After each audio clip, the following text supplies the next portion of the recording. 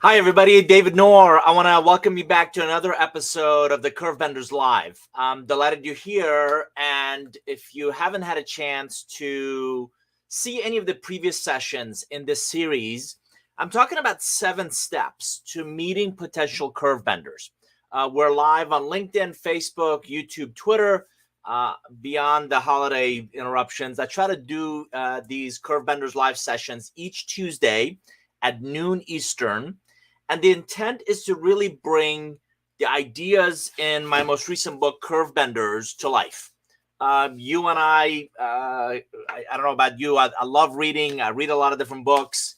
And it's one thing to kind of pick up the text or read about any author's ideas. We're talking about specifically non-business or non-fiction business books.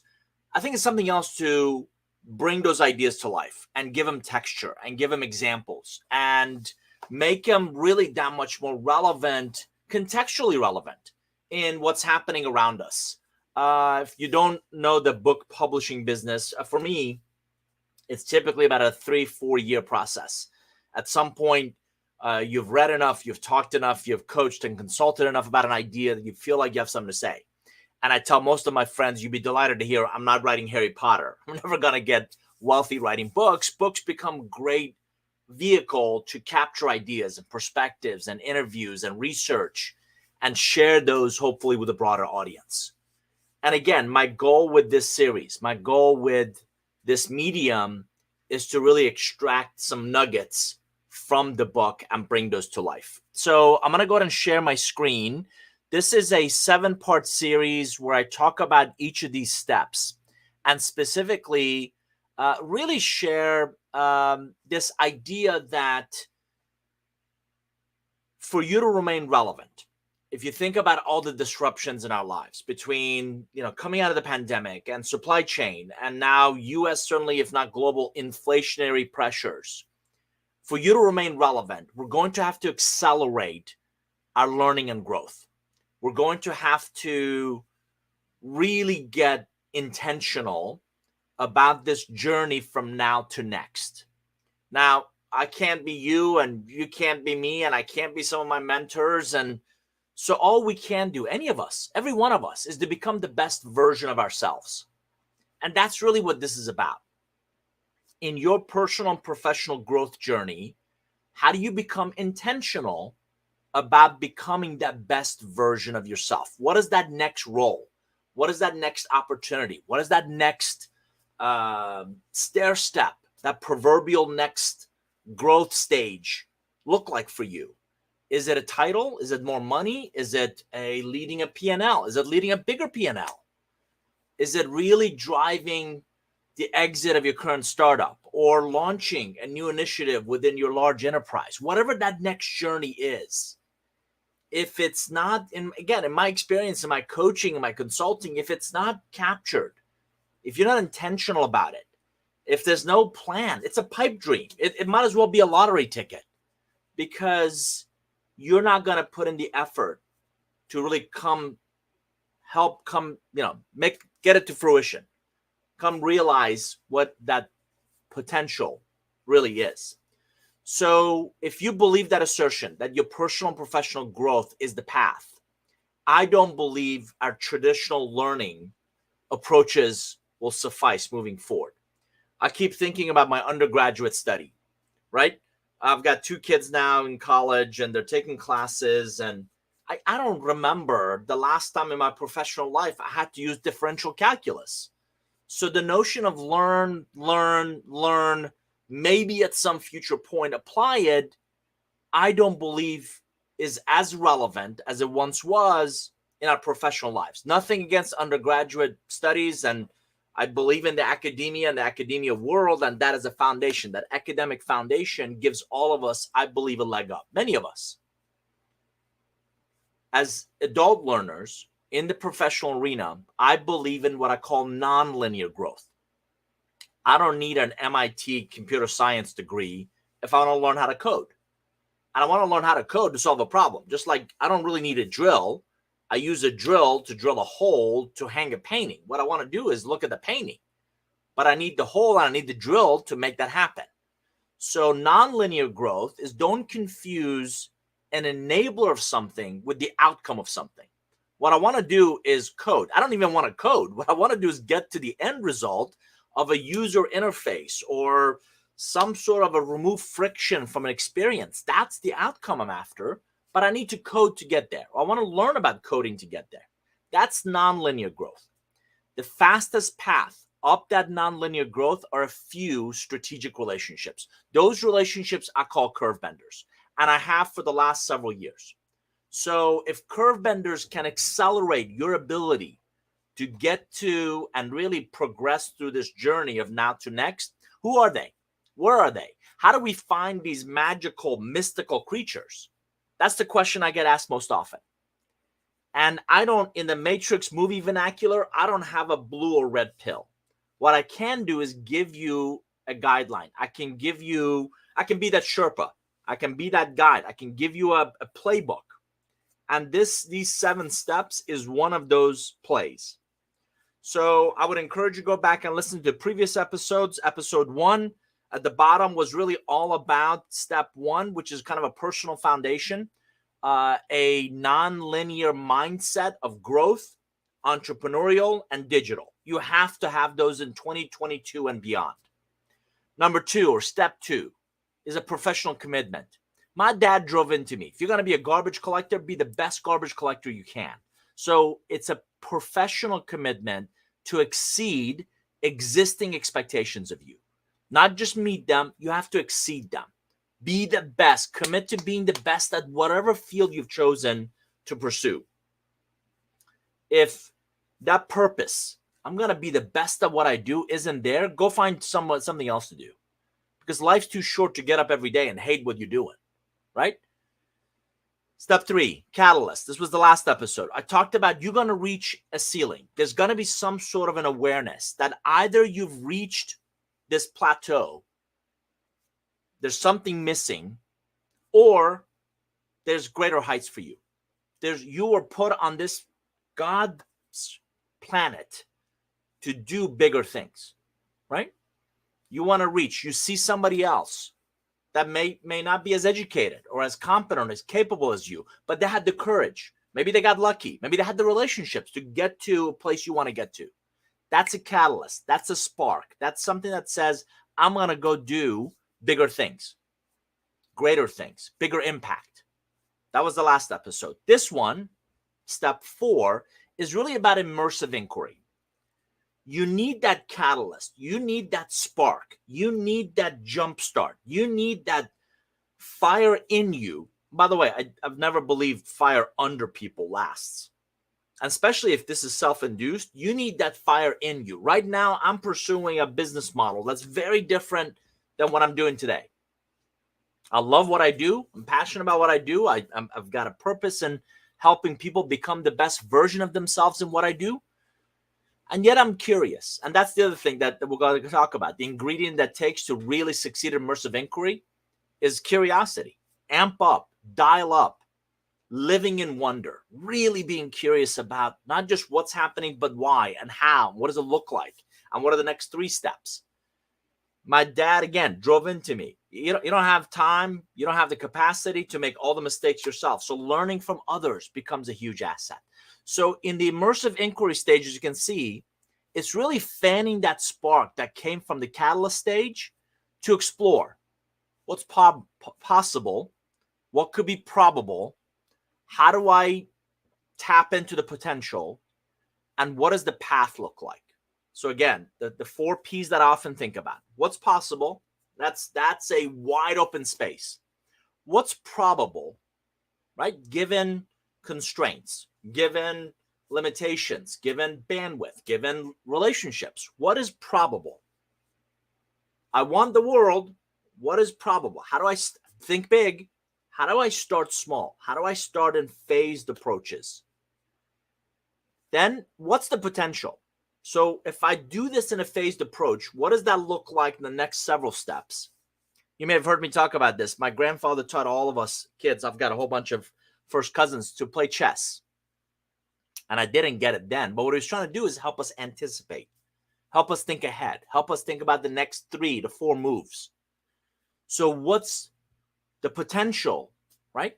Is really thinking through the next steps. And then at some point, what's the path? How do I connect the dots? Right? So that's a lot of what we're going to talk about in this episode, in this session, all around this idea of immersive inquiry. Again, if you have the book, if you're following up, it's available on Amazon. It's available at norgroup.com, our website as well. It's called Curve Benders. This is the entire chapter 3 that talks about these 7 steps. And specifically, I'm on page 98. So as we talked about, the catalyst is the spark. You know what? I'm unhappy, but not the emotional, not just the emotional piece. There has to be some resolve. There has to be some purpose in that spark. So I've always said, particularly in a time where a lot of people are thinking about changing jobs or divisions or business units or companies or even industry, I often say a couple of things might be really useful to you. Number one, don't become permanently stupid because you're temporarily upset. So don't make life-changing decisions to change jobs or change divisions or change bosses or change industries because you're mad about something, right? That's a much bigger decision that you don't want to make based on some emotional feeling. Number 2, I always rather deal with the devil I know versus devil I don't know. You already know your department, you know your business unit, you know your function, you certainly know your company, and you know your industry. So I'd rather try to make that work versus jumping ship, going somewhere where you don't know anybody and you don't know that business and you don't know that company and you certainly don't know that leader. I'd rather deal with the devil I know versus devil I don't know. Number 3, you remember dating? Right? People who date, and I equate interviewing to dating. I equate sales processes and sales calls to dating.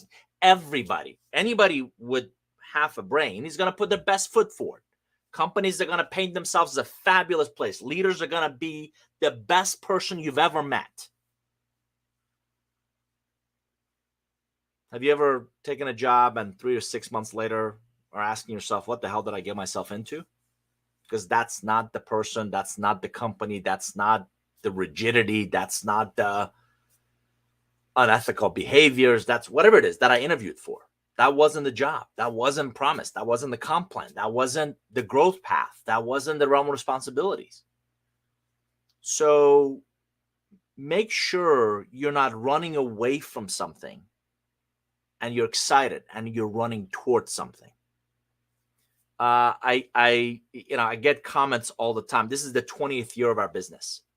And I get comments all the time. Oh, I'd love to one day, do what you do. I want to get out there and speak, or I want to coach and write a book. Fabulous. I want to do that. Not everybody, but most people who make those comments like the idea of what I do. Being an entrepreneur. Taking off a couple of weeks to a month to go on a cross-country, if not an international motorcycle ride.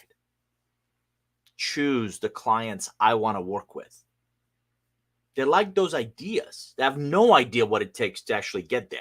And I joke with a couple of good friends and mentors. You run into people that haven't seen you in a while, and the comment is, it's amazing what an overnight success you've become. They're being polite. They're being kind. I appreciate it. What they don't realize is what it took over the last 20 years to kind of get to a place, right? So just food for thought as you embark on this journey. So what does immersive inquiry take? Let me give you 3 examples. The most often is a job. I'm a sales rep. I want to be a sales manager. I'm a sales manager. I want to be a sales director. I'm a director. I want to be a VP. I'm a VP. I want to be a chief revenue officer. Any of those job or career stages is one example. Second one is I want to change, and this not always, but this typically I see it in certain age, certain maturity. And the pandemic, by the way, has accelerated this. So you're unhappy in your current role or industry or job. I'm a project manager. I've been a project manager for a long time. I work for this big, large enterprise. And you know what? I've been thinking a lot about the bureaucracy, and I got to get 18 signatures to get anything done. And you know what? I think I've got an entrepreneurial DNA. I think I want to go buy a franchise. And maybe it becomes initially my side hustle or my weekends or after hours or whatever, but I want to go do something else. The third one is typically more life-changing. I want to go get an MBA because I want to elevate from doing to managing to leading. So I'm going to go get more education, or I'm going to move abroad so I can get more international experience. So think of any of these kind of sparks. Again, I call every one of these some sort of a spark, right? Any one of these, I often talk about, you need to immerse yourself. You need to jump in with both feet, not in going off a cliff. Please don't make any life decisions that way. Start thinking about a structured approach of how do I do as much due diligence, macro to micro. So macro is about industry. If I'm going to change industries, I'm going to go learn as much as I can about not just the franchising model, but the office cleaning or the ice cream business or the whatever that franchise concept is. If I'm a sales rep today, I have an enterprise sales rep selling B2B, cybersecurity technology. I have a lot of control over my own efforts, focus. It's me.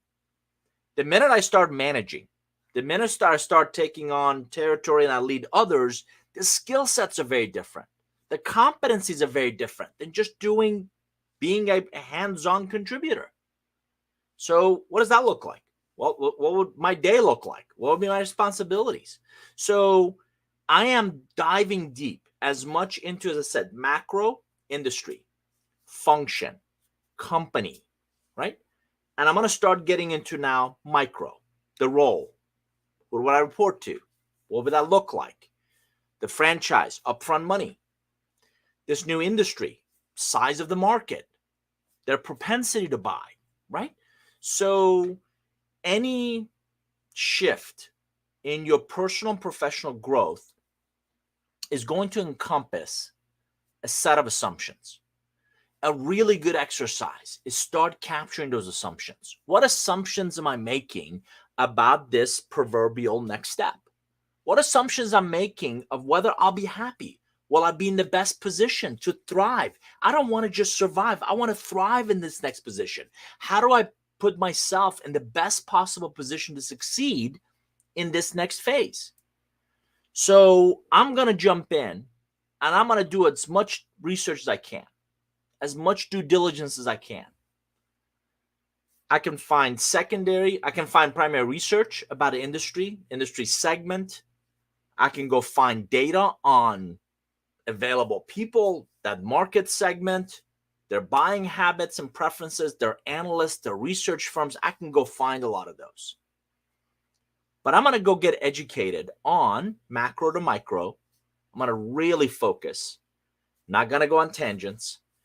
I'm also going to really create a set of questions because I'm never afraid of what I don't know. I'm always afraid of what I don't know. Because what I don't want to do is I don't want to buy that franchise. I don't want to take on that job. I don't want to go to that company and then later ask, oh, crap, like what? I never knew that. So I'm making a list of my assumptions. I'm making a list of a whole bunch of questions I want to ask specific to, and the focus is really critical. Think of the focus as your guardrails. I don't need to know about maritime I don't need to know about these side things I don't want to go there. I'm going to stay very focused. Here's my lane that I want to go play in. Here's what I want to go do. I also want context. The way a franchise works in Northeast is very different than potentially the way a franchise works in the Southeast. Seasonality, weather, right? The way, the proximity of a metro area like a Manhattan is very different than North Dakota or Colorado. So look at the context, really focus on context, your age, your educational background. I didn't go to an Ivy League school. I'm not in some of those ecosystems. So really important that not only you focus, but you create context for what that next step looks like. The other thing I got to tell you, I personally struggle with entrepreneurs who, God bless them, I don't want to take anything away from their success. They've been incredibly successful.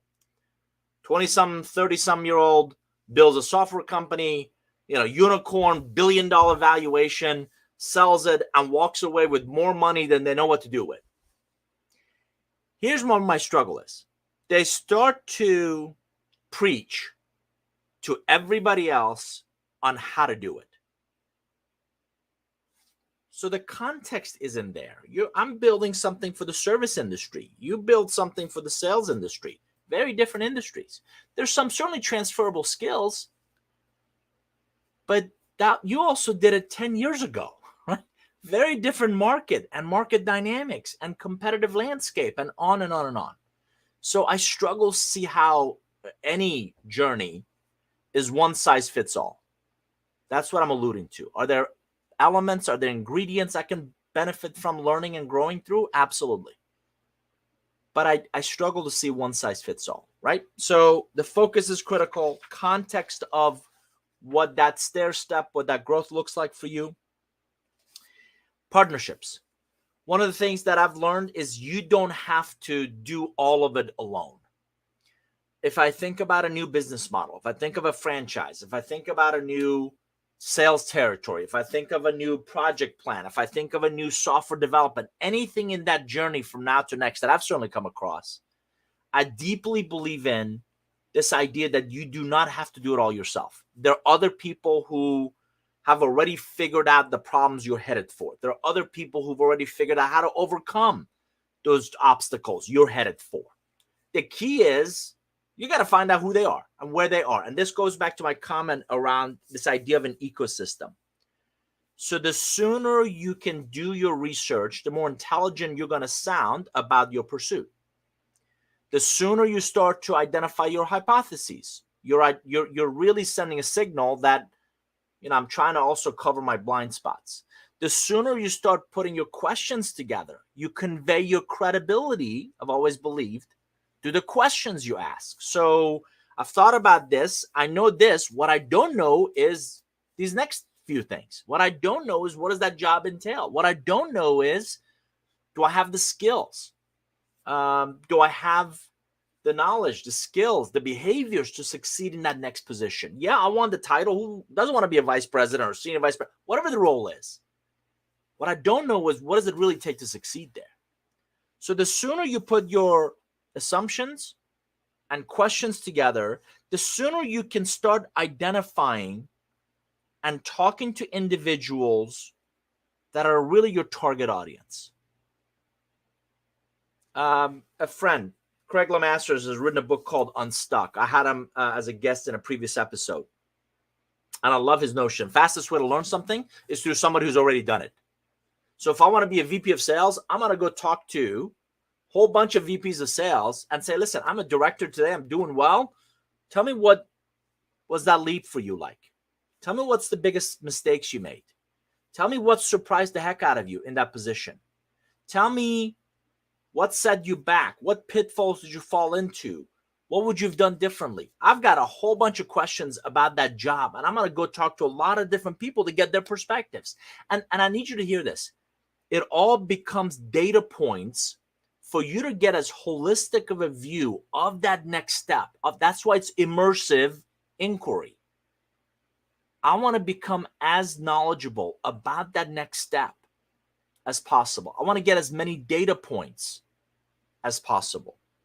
And what happens is you start to hone in on customer profile, colleague profile, key success factors. What is it really going to take? Their demographic information, their psychographic information. Ooh, that's where the franchise has succeeded. Who's been your most successful? Who are the franchises who didn't do as well?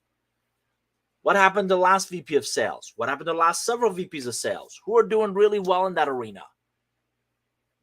Whatever that next step is you want, there's typically partnerships.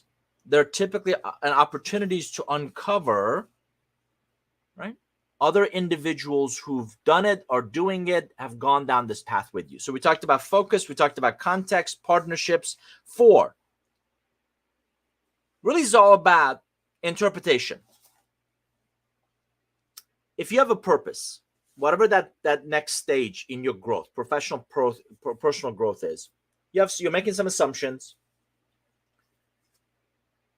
I mentioned to you those assumptions. You got to have a whole bunch of questions.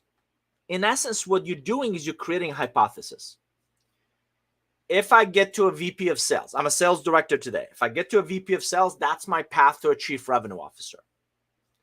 One of my assumptions is I either need several years of experience or I need to go to an MBA to move just from selling to more of an operation. So more of a COO or a CEO. Well, who says you need an MBA? I know a lot of COOs without an MBA. Or there's no way, this is my favorite comment people make, there's no way for me to make that leap. How do you know? You're making that assumption. So how do we start connecting the dots between your hypothesis and your shared understanding as you engage individuals, as you start to focus, as you start to get the different data points you need to make that connection? So what you interpret, how you interpret of that, the assumptions, the questions into what the outcome could be, what that next step is. Here's what that job's going to require. The sooner you can do that, the less room you leave for ambiguity. The last step here that I want you to think about is this idea of all of us have biases. We have biases in what we choose to pay attention to. We have biases in what we choose to ignore. That's not important right now. That won't matter. Oh, I'm going to have to commute 4 or 5 days a week, or I'm going to have to pack up my life and wife and kids and all that and move. Yeah, that's not important. It may not be important to you. It's important to that partner.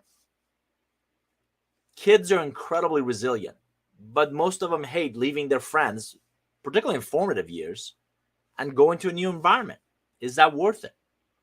I've moved a whole bunch of times professionally, and I still regret a move some 20, 30 years ago. So really thinking about your biases in whatever solution, in whatever path you've developed is going to be critical. So we talked about focus, we talked about context, partnerships, interception or interpretation, of your hypothesis, your questions into what that outcome. I want the best possible picture of what that role, what that next stair step looks like. And then I want to make sure I check my biases. Am I really biased toward this? Am I doing this because there's an alternative motive or there's something else I'm after, right? And I mentioned to you earlier the different P's, right? What's possible? Cast the wide net. What's probable? What's most likely to happen? What's the potential when I do this, when I'm able to do these things, when I'm able to get the next step? And then what's the path? And I'm capturing that in a game plan. And I got to tell you, as long as I've always been a 30, 60, 90 day. In front of me, I've got calendars of the next 90 days. I think in terms of 90-day sprints. So what's my 90-day? I want to translate this due diligence. I want to translate my hypotheses, my questions, all the work I've done in pursuing what this next path could be for me into a set of actionable 30, 60, 90 days. And I got to tell you, I like lines in the sand. That calendar doesn't move, right? So here's what I'm going to do by end of this month. Here's what the next things I'm going to do by end of next month. I am actually writing out a project plan for myself of what do I need to go accomplish. I mentioned earlier, I'm pursuing a different business model, a very different approach than what I'm doing today.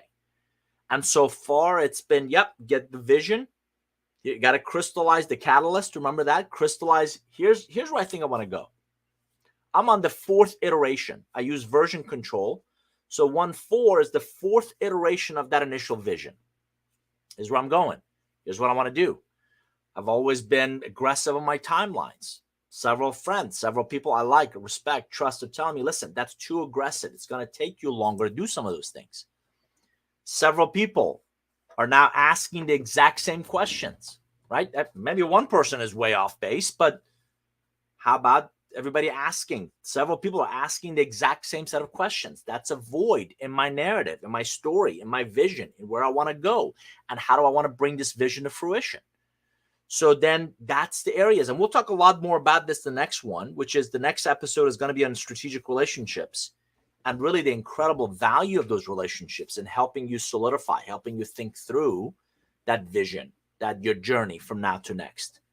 But in terms of what's possible, that's thinking big. That is not just one physical location, but 10. That's a business model that can scale and I can sell one day. That is a $500,000. That's $1 billion business. That's me running a division. That's me running an international country, whatever that possible is. Great. Now here's probable. It's never a straight line, right? It's always this squiggly, take 3 steps back so you can take 1 step forward, right? If entrepreneurship was easier, a lot more people would be doing it. But most people don't have the stomach for the ups and downs, the soul crushing, the high of highs. Oh my God, look at what we were able to accomplish. So the probable path is really what I'm focused on. I know what's possible. I'm going to focus on the probable path, my best chance of success. What's the potential? When we do these things, listen, I like stair step. I like bite-sized pieces. I like when I do these things, when I tackle these steps, here are the people I'm going to need. I'm not going to be able to get there by myself. What's the old adage? If you want to go fast, go alone. If you want to go far, go with a group of people. Go with others. Single biggest, often uncontrollable variable in any business model are the people, is the talent. It's pouring training and development and love and growth into the people, right? How about the brand? What will the brand look like? How about the culture? How do I build a culture that deeply believes in customer centricity, deeply believes in going above and beyond the minimum that's required of you, right? So the potential is what I want to go for. The potential is my guiding light. The potential, when we reach each of these, is the chance to reach the next one. I'll go get an MBA. It's going to broaden my purview above and beyond just sales to now management, if not leadership.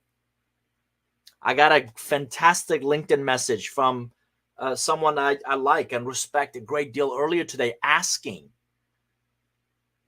is there a way to engage you for your coaching services? Because I believe I can become a better leader.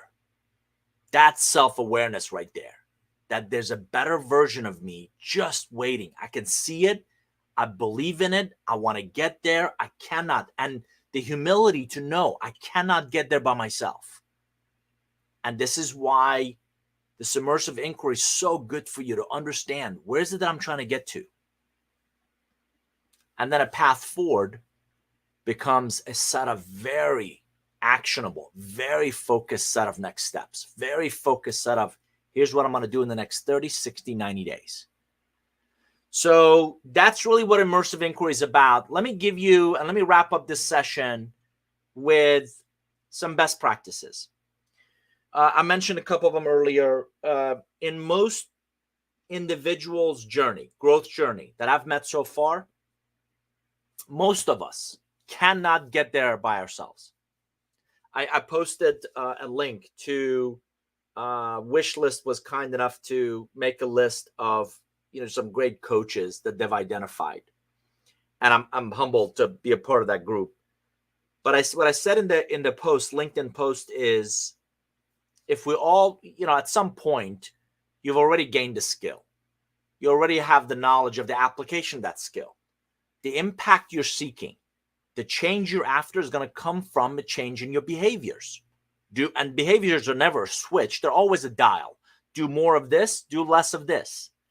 You want to become more empathetic? You want to listen more proactively? Stop interrupting. Stop being distracted. Be in the moment. Be present in the moment and pay attention. Focus on the individuals you're trying to engage, right?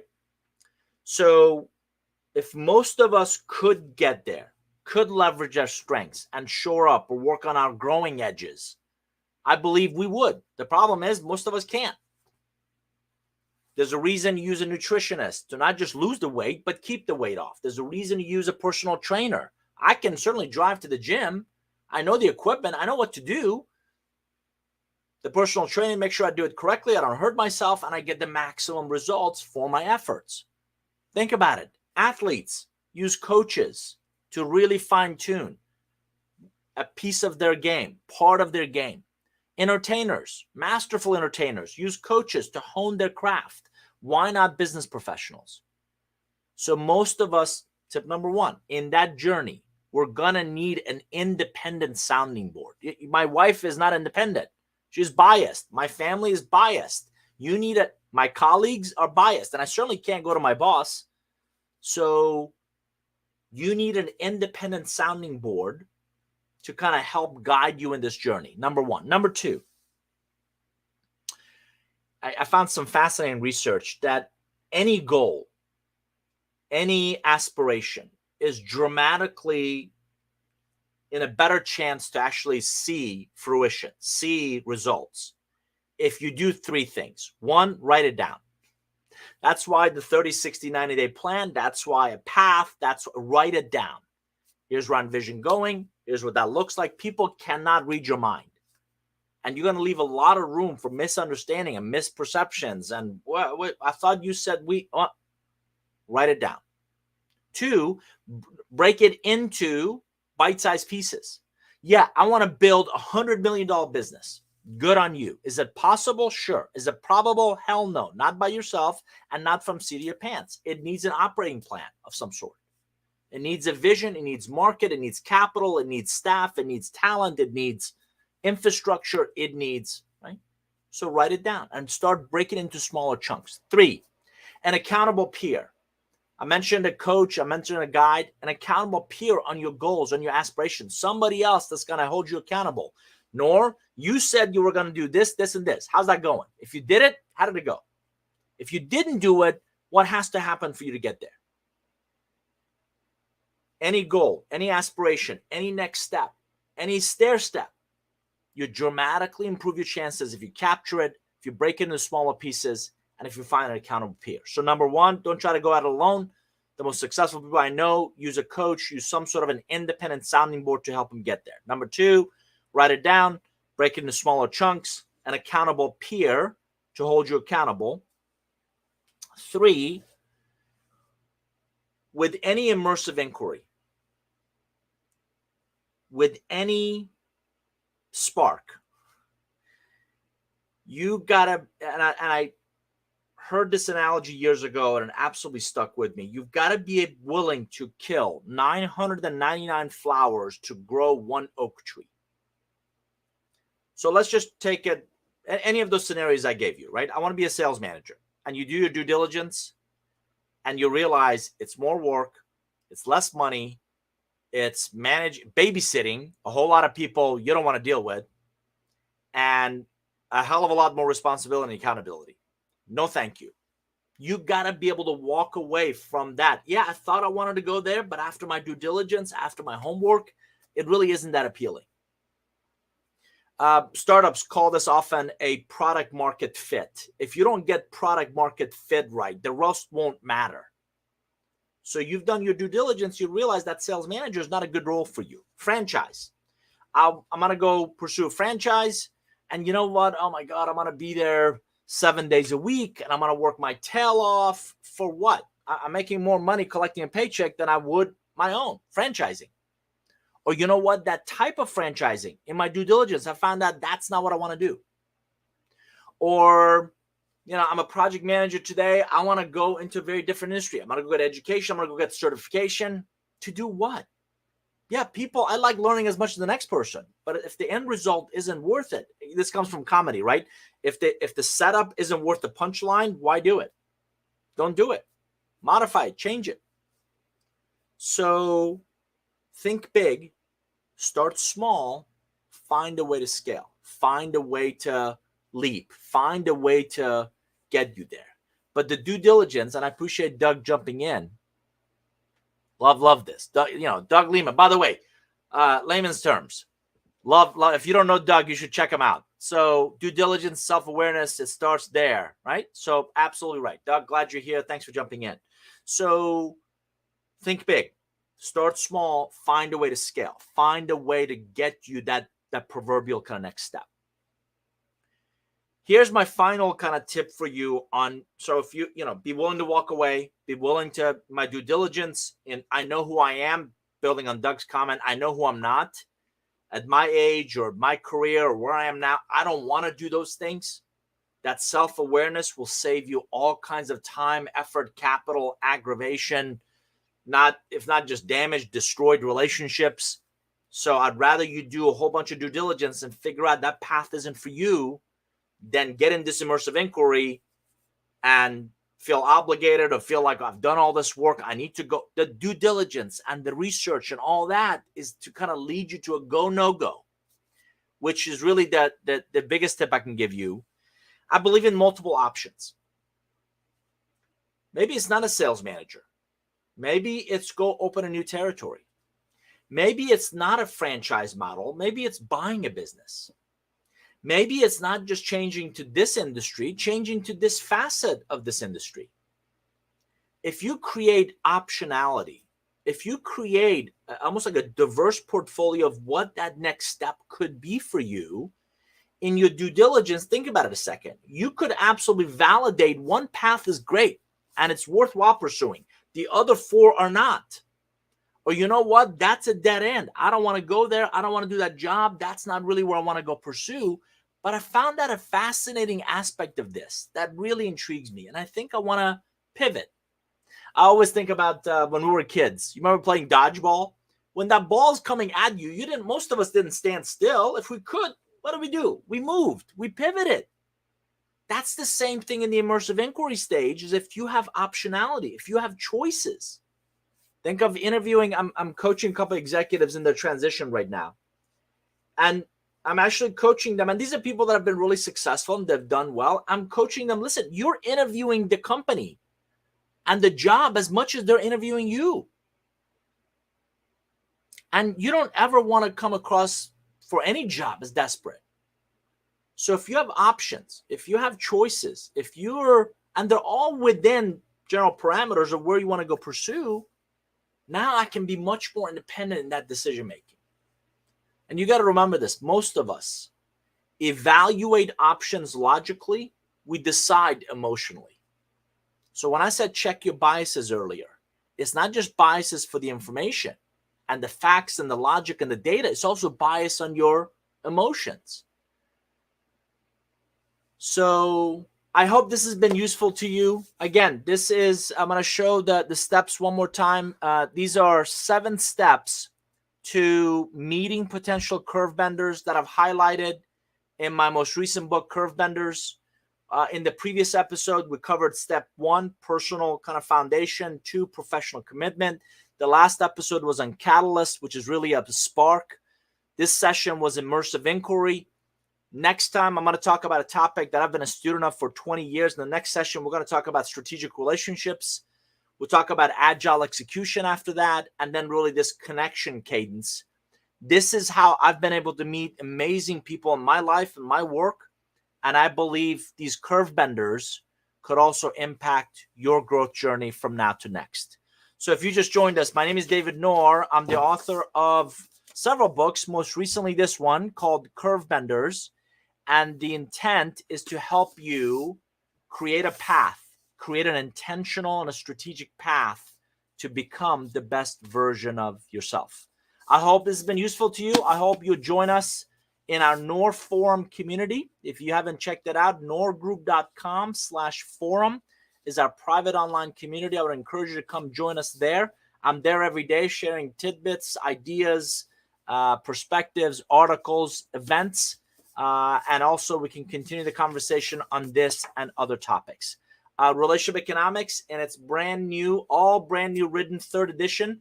I think it's over this shoulder. Will be out this fall. It's by far my best-selling work and the work that I'm known for. So I hope you'll come back and I'll continue to add insights as we shift out of this series into next one. On behalf of our team, thanks for joining us, and look forward to seeing you next time. Thanks, everybody. Take care. Bye-bye.